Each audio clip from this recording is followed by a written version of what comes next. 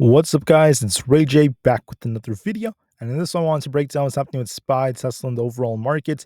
Just know that I'm not a financial planner, so take nothing I'm saying as financial advice.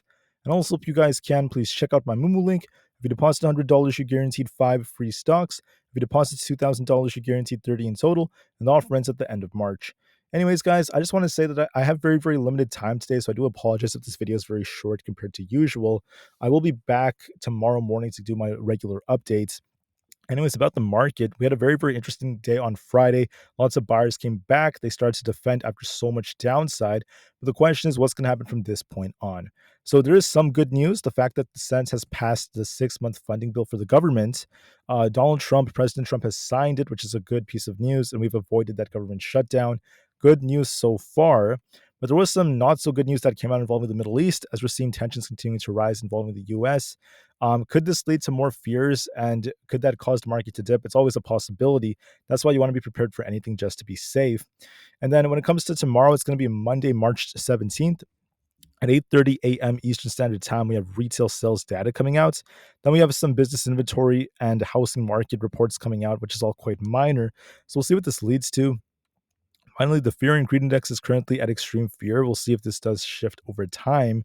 So I'm going to be watching this to see if we get closer to fear or neutral as the next couple of days go on.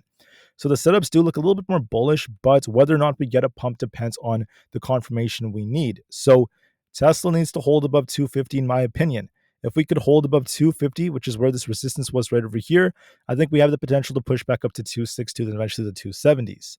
If we're bearish, you want to see Tesla essentially lose 240. If we can't hold 240, we're going to likely retest these lows towards 232, and then we could be dumping even more. So for now, the setup looks like this on Tesla, where we're trying to form a bullish wedge.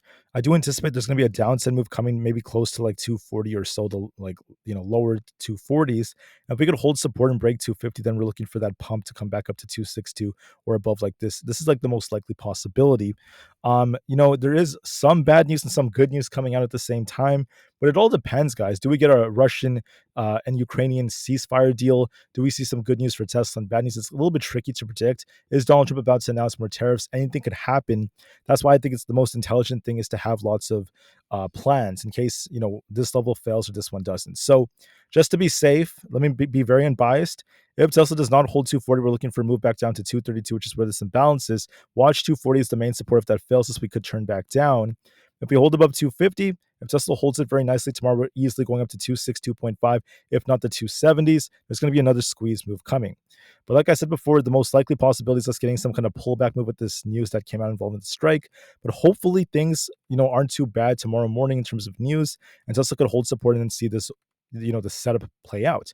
It does look a bit more bullish. So we're favoring a push to 262 after a small pullback in the morning. So look for a pullback in the morning, then some accumulation that forms here before we see a nice little pump to continue if we hold above 250.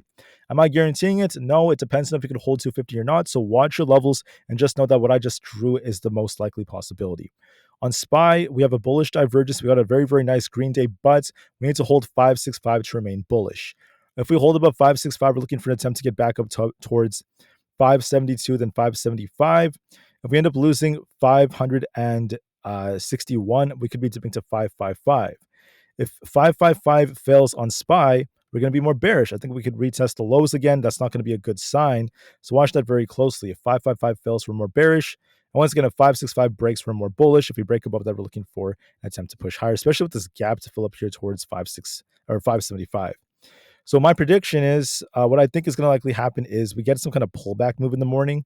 The reason I think there was some negative news that came out, but will we get some good news to Trump? It's very, very possible.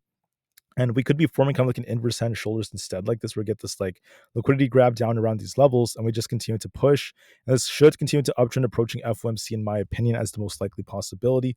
We have a gap to pull back up to 575, so I think that this is what's going to likely happen. Unless we lose 555, we will be prepared no matter what. So my prediction is this, yes, but obviously, guys, I don't know what's going to happen in the news tomorrow with Donald Trump, who could talk about tariffs or something else like that. I don't always know. That's why you want to have a backup plan and watch your levels just to be safe, okay? But for now, this is the most likely possibility. For the QQQ, if we hold above 480, I'm looking for an attempt to get back up towards 485 plus, then 489. If we look bearish, you want to see us lose 475. If that fails us, we're looking for 470 or below. So it's very simple. If we lose 475 tomorrow, we easily dump to 470 or below, in my opinion. It's going to be a bad sign. If we hold above 480, we easily push for 485 plus or above. If we could hold above that and close above 480 tomorrow, this looks like a double bottom setup, so I'm going to be looking for like a small pullback move, then eventually an attempt to break 480. Maybe the funding bill or some other good news trumps the news involving the strikes in the Middle East, and that we get a minor pullback and we just see some upside. This is what this setup suggests, and I'm a little bit more optimistic, as at least approaching FOMC. Whether we continue to see a big pump or a dump is going to depend on FOMC, which is going to be on Wednesday. But for now, approaching it, a setup like this is very, very probable. So watch for that very closely. Like I said before, watch your levels just to be safe heading into tomorrow. For the Russell 2000, if 202 does not hold, that's going to be our 20 EMA. Okay, the bearish case would be us failing at 202. We could easily dump to 200, then back down towards like 198. If we're bullish, you want to see this break past 204. If that breaks, we're looking for an attempt for 206. But that's what's essentially going on. Now, what I think is going to happen is that with this big green day, this could be an attempt to reverse with this bullish divergence. So any sign of like a little pullback, and if we get like right bought back up, we could easily start pushing for the higher 200s, like 205 plus, and eventually levels like this. But we need to make a higher low just like that first. So watch for that very closely. On ES, I like the fact that we're trying to hold our support here. We have the support. We're kind of bouncing off this many, many times. So you want to see us hold this support. If that holds, we're looking for an attempt to rebound again. If we lose the support, that's going to be the very bearish case. So keep that in mind. So I'm watching this 5600 area that's going to align with our 20 EMA, and then 5550. If 5550 fails this, I think ES is going to dump. So please be very careful. We could return to these lows. If we manage to break and hold above 5600, as long as that holds, we could be looking for 5680 and 5700 as our targets. In my opinion, the most likely case is that we get some kind of like pullback move to 55.75 or so, and then we'll see if we get a big bounce like this, depending on the news. There's a good chance we do attempt this, so that's going to look pretty good going into tomorrow as we're trying to hold these lows like this.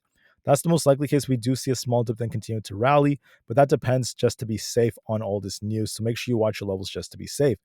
There's a double bottom setup on NQ so far, so we'll see what this leads to, right? If we end up losing 19,500, we could be dipping back down towards 19,300 or below. If we hold above 19,500, we could be looking for an attempt to bounce. We're looking for 19,864. If that breaks, we're looking for 20,000. So we have a double bottom here. We'll have to see what kind of reaction we get, so just keep that in mind. For Bitcoin, we're making higher lows right here. If we end up losing this support, we're looking for a dip to much lower levels like the 80,000s. If we could hold very close to 80,000, it's still possible we see a temporary dip and we just try to retest this trend line.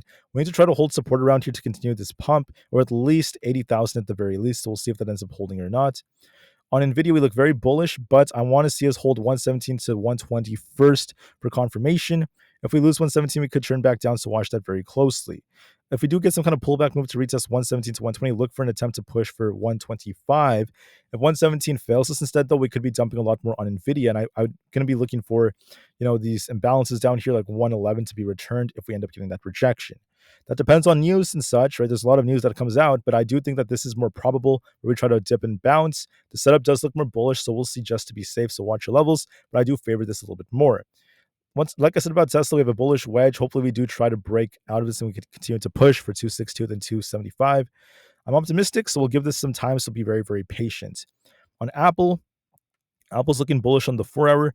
If we end up losing this 212 area, we could be dipping back down for 208.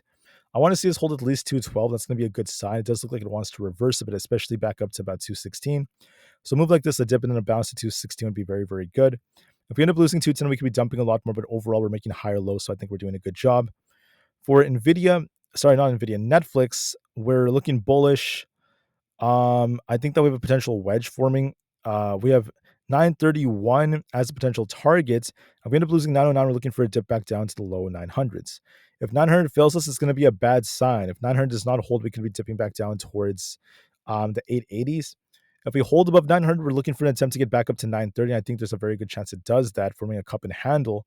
So as long as we make a higher low here, we're looking for an attempt for 930 as the most likely move. It has a lot more potential. On MSCR, we look bullish, looking for 305. We'll see if we get a pullback first, but this does have like a double bottom. So as long as we don't lose 275, we're looking for a move like this where we kind of like dip here, then we start bouncing for 305 plus. For Celsius, we're holding support here. We want to see this thing hold essentially 26.5. If that holds, we're looking for an attempt for 27.5. If we lose this, we could be dipping even lower, so watch that very closely. For Super Micro, we're making higher lows right here. I want to see this break past 45. If that's the case, we're looking bullish.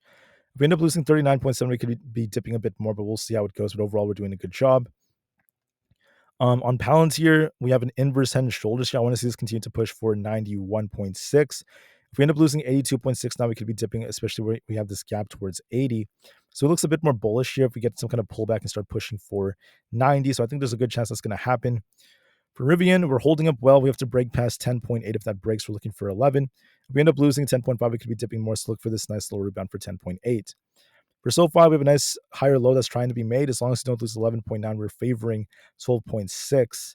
For Coinbase, we're looking so-so. I'm not too happy about this like inverse cup and handle like structure. So I do think we might be revisiting these lows. So 177 could be retested. Looks kind of weak here. I want to see it reclaim 189 to turn bullish. It does look weak unless we break past 189. Amazon has like a double bottom, kind of like an inverse head and shoulders here. We need to hold above 197. If that holds, we're looking for the 200 and 202 areas. If we lose 194, we could turn back down. So as long as it holds, we can try to bounce for the 200s. For Meta, we have a double bottom. We're looking for 610 resistance. If that breaks, we're looking for 629. If we lose this support at 595, we're looking for a dump. We have a nice double bottom, but I need to see this hold above 610 to continue to remain bullish. We have a big test coming, so we'll see if that holds tomorrow. Microsoft needs to hold above 389. If we get a dip and break past that, it's going to be a good sign. If we lose 384, we're looking for a bigger move down. We might see a test of that, but if it could bounce, it's going to be a good sign to try to continue. I need to see it hold, though, just to be safe. Google needs to break past 168. If that breaks, we're looking for essentially the 170s. If we lose 165, we could turn back down, so hopefully it ends up holding. The VIX looks weak here. We're making lower highs, which is not a good sign. If we end up losing 21, we're looking for a dump back down towards 20.25. So watch this very closely, and we'll give this the time it needs. Anyways, guys, I'll be back tomorrow with the better updates involving the markets before market open. Until then, I hope you guys have a good rest of your weekend. Tesla looks more bullish. We're looking for this 262 area as a potential target if we could hold above 250. We're not officially super bullish unless we could get confirmation. So if we could hold above our key levels, that's going to be a lot better. So watch for that very, very closely. But anyways, guys, I just want to say I appreciate you guys so much for listening. Have a good one. I'll see you guys tomorrow with a more in-depth update. Thank you for listening, and peace out.